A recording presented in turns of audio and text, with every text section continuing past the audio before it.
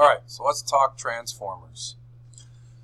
We discussed the basic ideas in class. We demonstrated them as well. So let's put on paper the formal notes that describes it. We'll do a little bit of practice, but most of that will come in class. Alright, so we have two key transformers here. We have Megatron, okay, and you may not realize this, but when transformers were first conceived, when Megatron would transform, it would look like this transformer right here. Okay, the makers of the transformers tested this in the public. I believe this is Japan, and people found that this type of transformer, like this shape, just didn't appeal to people, so they decided, let's make it evil, let's make it a little bit more interesting. But we're still going to go with the simplified version because it's actually helpful from a physics standpoint. So the basic concept, and everything you need to know, is shown in this diagram. We have an input of AC voltage. It's got to be an AC source, not a DC source, because we need a changing voltage, which will produce a changing electric field or a changing current. Okay, we want that connected to multiple turns of wire wrapped around an iron core. Okay, technically it's a ferro really mean iron, magnetic. Okay, any material that would enhance a magnetic field. Okay, and so we have an input on the left. This input in what we call the primary coils is measured two ways. There's two key things we want to know about the inputs. The more obvious thing is the primary voltage, okay, and the second thing are the number of turns, which we'll call N sub P. So we've got a changing voltage in the primary coils, and that creates a changing B field in the core. Okay, and the core just enhances that, just like we saw for electromagnets, which in turn induces a changing, right, voltage or EMF in the secondary coils. That's Faraday's law. Okay, and so the output in the secondary coils is measured two ways, and not surprisingly, it would be our secondary voltage and the number of windings around the second part of the core here. Okay, so what we want to understand is what is our output compared to our input, and it's a very simple transformation. It makes sense, and it's all based on the result of the rate of change of flux being in the primary must equal the rate of change of flux in the secondary. That's really the key to a transformer. If I'm creating a changing flux here, I'm going to propagate through space. It's the same rate of change there. It's just that the output voltage can be different than the input voltage based on the number of turns. So let's see how that works. So we have the primary voltage is equal to the negative rate of change of the flux, which would be negative N of the primary times delta phi all over delta T. Okay? And we know that the secondary voltage is negative NS delta phi over delta T. And as we just said, these two are the same. Okay, they must be the same. There's no reason why they'd be different from one to the other.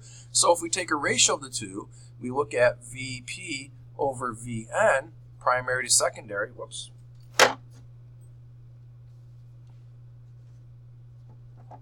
VS, we see that it is this whole ratio divided by this whole thing. I'm not going to write it all out. They cancel the fluxes, and we're left with a primary over the secondary. Okay, or put another way, I'm going to invert these. The ratio of the voltage of the secondary to the primary equals the ratio of their turns. And when NP is less than NS, in other words, there's more secondary turns than primary, we have what is called a step-up transformer, and the output voltage is greater. At least than the input. Okay? So we've demonstrated that in class. We saw that with the 200 to 400 turn sets of coils or the 400 to 800. Ideally, if you have double the number of turns, you're going to get double the output of voltage. If you have 10 times the number of turns, you can get 10 times the voltage. And there's really, at least ideally, no limit to that. It's not like you can only go up to 4 or 5 times. In theory, you can go up to 100 times. Let's talk about the iron core. I mentioned that. Now, technically, it's a, if you want to get detailed, it's laminated. I'm not even sure if I'm spelling that right. Laminated, okay, cord. Is to greatly increase the efficiency of the transformation and therefore reduce energy losses. So if you try to just do a primary coils with the secondary coils with no iron core, the amount of transformation is greatly reduced. Okay, so a simple problem. I've got a primary coil consisting of 16 turns. We have a 6-volt AC source. We've got to make sure it's AC.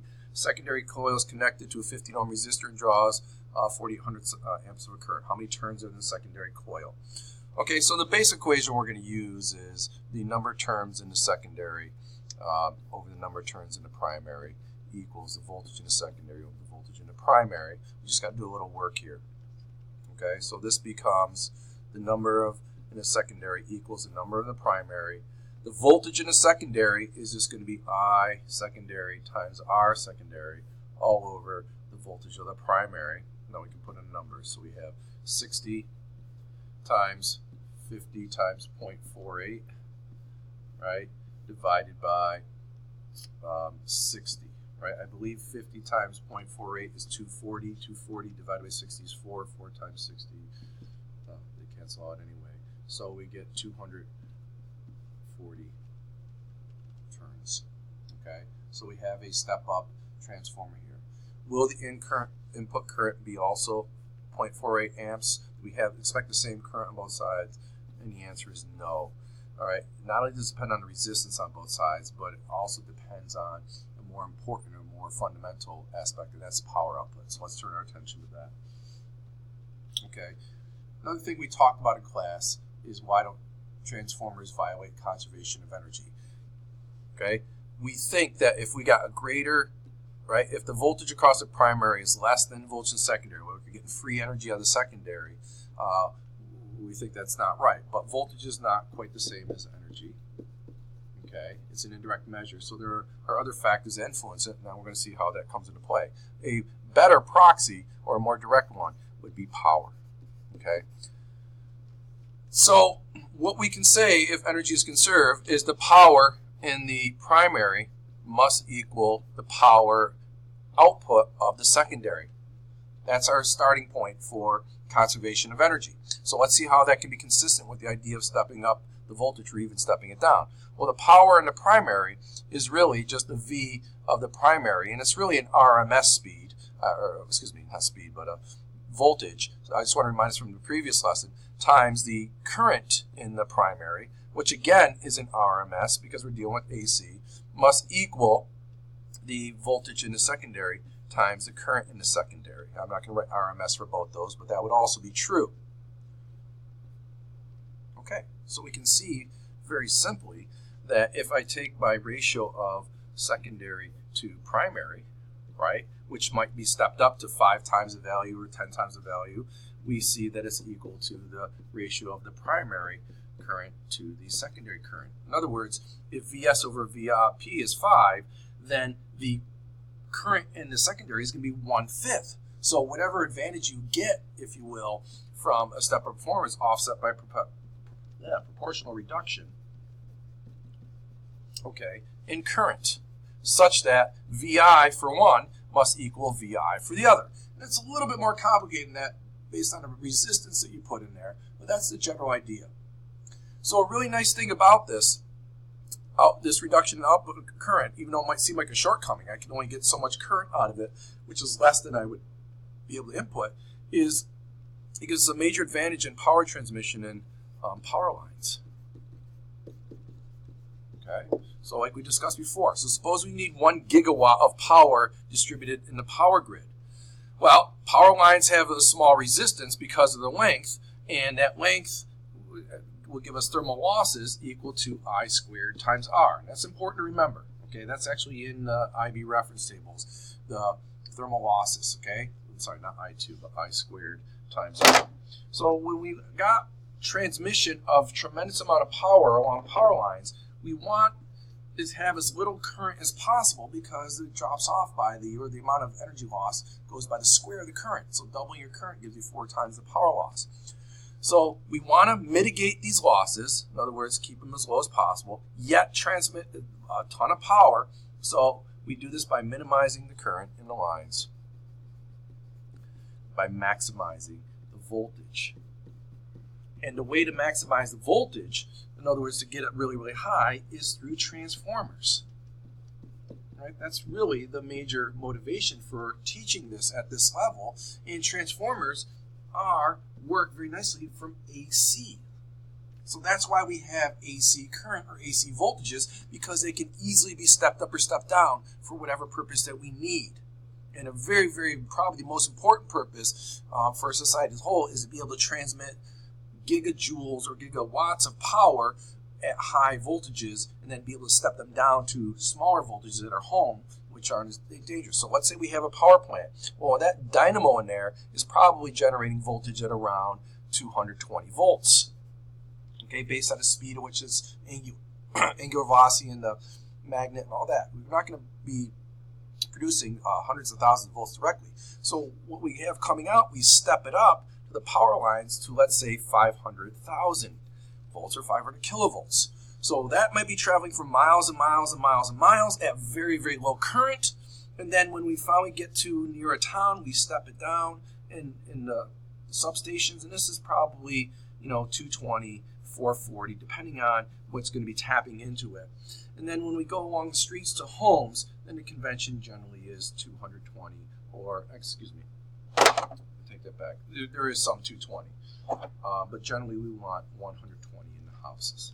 Okay, so we got transformers to transmit, and when we get to towns, we step it up to go a long distance, and then we step it down for the shorter distances and shorter wires that we would have in our homes.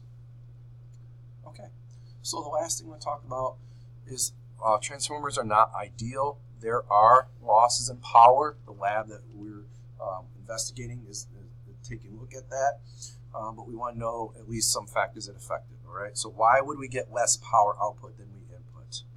Well, first of all, our windings aren't perfect. They have resistance.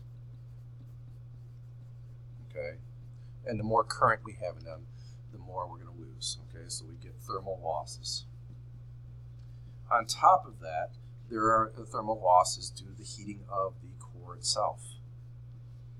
Okay, when you have that induced or that changing magnetic field, that's going to create up little eddy currents in there, okay, which are going to create some issues, all right? So that's another thing.